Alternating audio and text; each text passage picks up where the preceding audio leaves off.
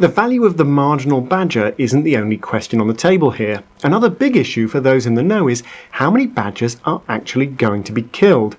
The government's aim is to kill 70% of badgers in the pilot zones. Now, this stipulation has had protesters reaching for the small print of the Berne Convention, the Council of Europe's Treaty on Wildlife Protection. Professor Rosie Woodroffe of the Zoological Society of London, who was involved in a major controlled trial of badger culling in the past, can see a problem with this target. To be confident of killing 70% of the badgers in an area, you have to know how many badgers there are. But as it turns out, counting badgers is really difficult. If you want to count some conspicuous animal like elephants or giraffes, you can fly around in an aeroplane, look out the window and just count how many you see. But badgers only come out at night. They're difficult to see. They all look the same.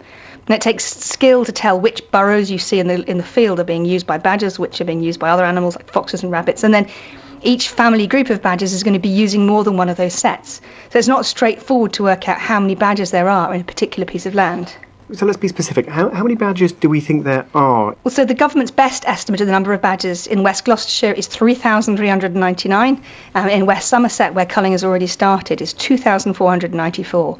But there's a great deal of uncertainty around those numbers. So, for example, the government's only about 60% certain that the true number of badgers in that West Somerset area lies between 1,972 and 2,973. So they think there's between about 2,000 and 3,000. Between about 2,000 and 3,000, that's exactly right. And so it might be possible that you could kill all the badgers, violate the Berne Convention, and still not kill enough badgers to satisfy the terms of the government's rules. That's exactly right. Because killing too few badgers risks making cattle TB worse, what the government's done is to err on the side of caution.